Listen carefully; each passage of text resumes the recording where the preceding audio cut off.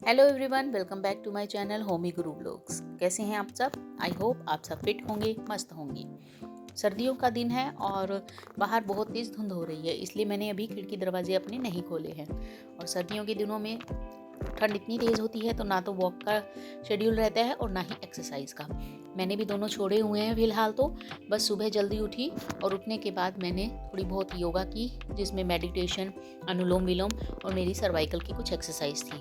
बस उसके बाद मैं लग जाती हूँ घर के काम में, क्योंकि घर के काम भी इतने ज़्यादा हो जाते हैं कि उससे भी अगर आप चाहें तो तेज़ तेज़ स्पीड से ये काम करते हुए अपनी बॉडी को एक्टिवेट कर सकते हैं और जो काफ़ी हद तक आपकी एक्सरसाइज की रिक्वायरमेंट है उसको पूरा कर देगा। तो फटाफट से मैं झाड़ू लगा रही हूँ और सर्दियों में अधिकतर मैं इसी समय अपना काम स्टार्ट कर देती हूँ साफ़ सफाई का, क्योंकि सभी लोग सोए होते हैं।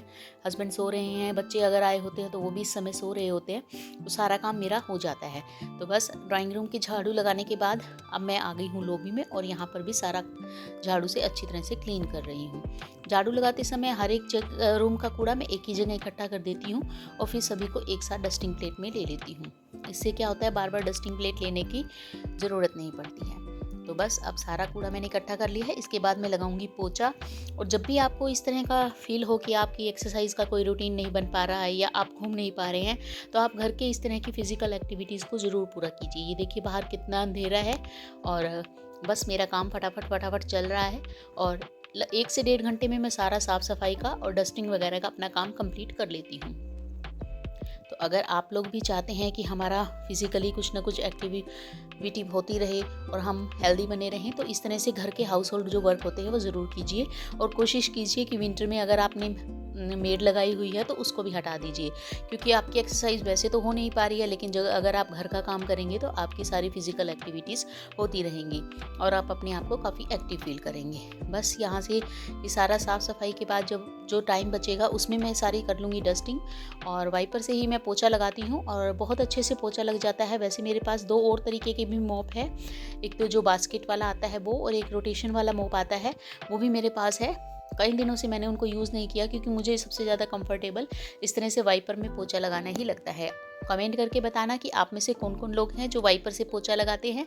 बैठकर मैं पोछा नहीं लगा पाती हूँ, क्योंकि मुझे पेन महसूस होने लगता है बैक में। क्योंकि उसका कारण ये नहीं है कि मेरी बैक में प्रॉब्लम रहती है, कारण ये है कि मेरी हैबिट छूट चुकी है। यानी कि जब एक बार मैंने बेटी को कंसीव किया था तो मुझे कुछ डॉक्टर्स ने मना कर दिया था और उसके बाद मैंने आलस के मारे बैठकर पोछा ही नहीं लगाया, तो बॉडी को अब वैसी ही आदत हो गई है। तो अगर आप इस तरह की सिचुएशन में हैं कि आप हाथ से पोछा लगाते हैं और आलस के मारे आप वाइपर की तरफ जा रहे हैं, तो इसको अवॉइड कीजिए और अपने हाथ से पोछा लगाने की हैबिट को कभी मत छोड़िए, क्योंकि वो भी हमारी एक बहुत ही बेटर एक्सरसाइज होती है फिजिकली हमें फिट रखने के लिए और हमारी बॉडी को काफ़ी स्लिम ट्रिम बनाने के लिए। तो बस अब पोछे का काम हो गया है। उसके बाद मैं आ गई हूँ रूम में सारी बेडशीट चेंज कर और मैं लग गई हूँ डस्टिंग में। सबसे पहले तो मैंने ये जो बेड होता है इसका सराहना वेलवेट का बना हुआ है ना, तो इसमें भी काफ़ी ज़्यादा डस्ट एक्यूमुलेट हो जाती है, तो इसको मैंने अच्छे से साफ़ किया और साइड में जो इसके लगे रहते हैं टेबल उनको साफ़ किया। इधर हस्बैंड सोते हैं और इस साइड कई सारे डब्बे में रखे बना के रखती हूँ, जिनमें अलग अलग सामान रखा रहता है। जैसे च्यवनप्राश हो गया, गच्चक हो गई और कुछ ये ड्राई फ्रूट सीड्स वगैरह हो गए। क्योंकि हस्बैंड वैसे बहुत लेज़ीपना करते हैं खाने में, लेकिन अगर उनके पास में ये चीज़ें रखी रहे तो वो इन्हें खा लेते हैं और मेरे को भी बार बार उनको बोलना नहीं पड़ता खाने के लिए। क्योंकि मैं तो दिन भर घर में ही रहती हूँ तो कुछ ना कुछ खाती ही रहती हूँ, लेकिन हस्बैंड जैसे चले जाते हैं तो इस तरह से अगर यहाँ पर लंबे समय तक वो लेटते हैं तो वो इसको खा लेते हैं। बस ये सारे धुले हुए कपड़े थे जो अब अच्छी तरह से सूख गए हैं, इनको मैं नहाने के बाद ही फोल्ड करूँगी। और ये देखिए फूड मैट खाना खाते समय जो हम बिछाते हैं, इसको भी मैं इस तरह से टेबल और बेड के बीच में ही रखती हूँ। अब आ गई हूँ मैं बाहर के एरिया में और ये वाला देखिए काउंटर जो है ये हमारा सबसे ज़्यादा यूज़ होता है। कोई भी घर का जो सामान होता है सबसे पहले आकर हम यहीं रखते हैं, जिसके कारण ये बहुत ही मैसी हो जाता है और इसकी डस्टिंग तो डेली करना बहुत ही ज़रूरी हो जाता है। क्योंकि अगर इसकी डस्टिंग नहीं होती है ना तो सारा घर फैला हुआ लगता है और सबसे ज़्यादा सामान भी इसी के ऊपर आता है। कोई फ्रूट हो गया या कोई भी चीज़ हो गई, सबसे पहले आकर हम जिस तरह से डाइनिंग टेबल के ऊपर रखी जाती है ना, ऐसे ही इसके ऊपर रख देते हैं। तो इसको सारा मैंने क्लीन किया। उसके बाद जो मंदिर में कई चीज़ें कल मैंने जैसे तेल वगैरह डाला था, जो जोत वगैरह का डब्बा होता है उनमें, और उसके अलावा गंगा जल वगैरह ये यूज़ किया था, तो सब ऊपर ही रख दिया था, उन सबको भी मैंने अंदर रख दिया। उसके बाद एक कॉटन का कपड़ा लिया है ये मैंने गीला, और इससे मैं ये जो मंदिर के ऊपर की जो शीट मैंने बिछाई हुई है इसको अच्छी तरह से साफ़ कर दूँगी, क्योंकि ऑयल वगैरह के निशान इस पे लग जाते हैं। लेकिन इस तरह से कॉटन के कपड़े से जब हम इसको साफ़ करते हैं तो बहुत अच्छे से साफ़ हो जाती है। इसी तरह की शीट मैंने उस काउंटर पे भी बिछाई हुई है, उसको भी मैं इसी तरह से गीले कपड़े से साफ़ कर देती हूँ, तो बहुत अच्छे से ये साफ़ हो जाती है। टाइम हो चुका है 7:40 और मेरी सारी साफ़ सफाई ये देखिए आप हो चुकी है। ये मशीन मैंने रखी हुई है क्योंकि रात तक मैं स्टिचिंग कर रही थी, और ये कपड़े तो बाद में फ़ोल्ड करूँगी। इधर ये देखिए आटे की टंकी जो मैंने दूसरी निकाली है, क्योंकि किचन में मैं कुछ ट्रांसफ़ॉर्मेशन करने वाली हूँ, और आटा पीस कर आ गया था, तो इसको भी बाद में ही लूँगी मैं। नहाने के बाद ये सबसे पहले तो मैंने निकाला है जोत के लिए घी, क्योंकि मेरी बत्तियाँ ख़त्म हो गई थी इस डिब्बी में, तो वो भी आज दिन में बनाऊँगी। फ़िलहाल तो मैंने अभी की पूजा के लिए बत्ती बना ली है, और इसके बाद मैं करने लगी हूँ पूजा। थोड़ी देर किया भगवान का ध्यान, क्योंकि उसके बाद तो अपने घर के काम में ही हम सब बिज़ी हो जाते हैं।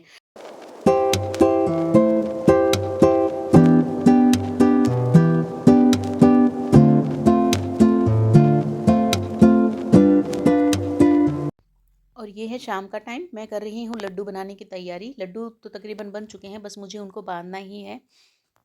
अभी तो मैंने थोड़े से ही लड्डू बनाए हैं, नेक्स्ट टाइम जब बनाऊंगी तो इसकी रेसिपी भी आप लोगों से ज़रूर शेयर करूंगी। इधर मैंने दाल चढ़ा दी है और आलू, क्योंकि बेटा आने वाला है तो उसके लिए आलू के पराठे बनाऊंगी। और ये देखो गोल गोल लड्डू बिल्कुल रेडी हैं। बेटा आने वाला है इसलिए जल्दी जल्दी पहले लड्डू बनाऊंगी और फिर इसके खाने की करूँगी तैयारी। टाइम हो चुका है 6:30 बजे का, फटाफट से 6:30 हुए हैं।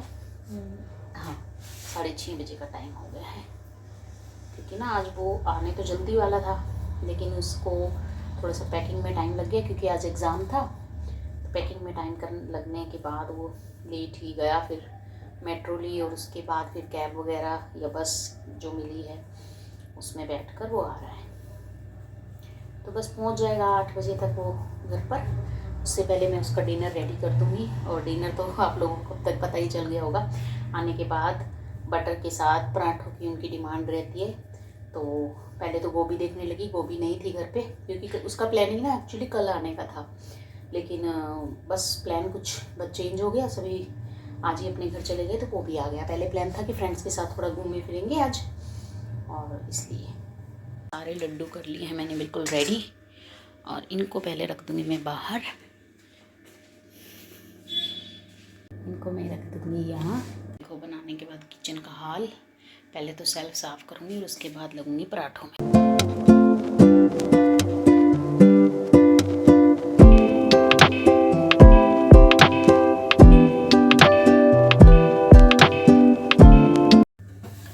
और ना मैंने तो खा लिया था लड्डू, और बेटे के लिए इसमें आलू डाल दिया, और साथ ही साथ मैंने आलू भी उबल गया, और ये देखिए ये दाल टिफ़िन में, दाल भी इसके साथ ही मैंने उबाल दिया, और ये आलू भी उबल गए। ठंडे हो चुके हैं, अभी इनको निकाल लेती हूँ थोड़ी गर्म है। इसको भी ये सफिशेंट है, क्योंकि ना इसमें मैं मिलाऊंगी अनियन, ठीक है। और ये देखो आपको दाल भी दिखाती हूँ,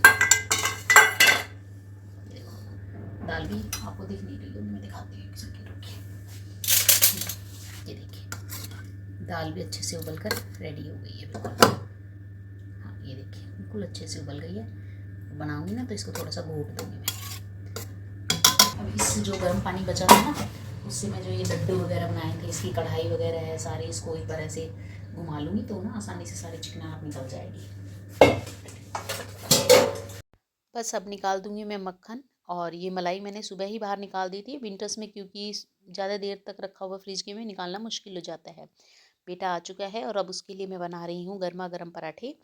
बस पराठे खाने के बाद मैं किचन को क्लीन कर दूँगी, और उसके बाद मैं हो जाऊँगी बिल्कुल फ्री। तो पराठे उसको सर्व कर दूँगी। अपने लिए और हस्बैंड के लिए मैंने दाल ही बना दी है, और बस ये खाना वाना खाने के बाद अब हम ले रहे हैं, रात को सोते समय दूध ज़रूर लेते हैं, तो मैं तो लूँगी हल्दी वाला दूध, हस्बैंड को दे रही हूँ ये खजूर वाला दूध।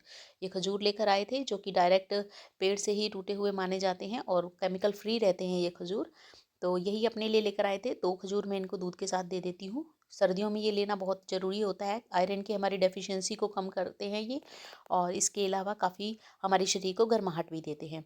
और मैं लूँगी हल्दी वाला दूध। तो आप लोग में कौन-कौन इसमें से हल्दी वाला और खजूर वाला दूध पीते हैं, मुझे कमेंट करके ज़रूर बताना। और मिलते हैं नेक्स्ट वीडियो में। ये थी मेरी आज की वीडियो। कैसी लगी आपको मुझे कमेंट करके बताना। वीडियो अच्छी लगी हो तो वीडियो को लाइक करना, चैनल को सब्सक्राइब करना, और अच्छी-अच्छी वीडियो के लिए मुझे कमेंट करना बिल्कुल मत भूलना। मिलते हैं नेक्स्ट वीडियो में। तब तक okay, tata, bye and have a nice day.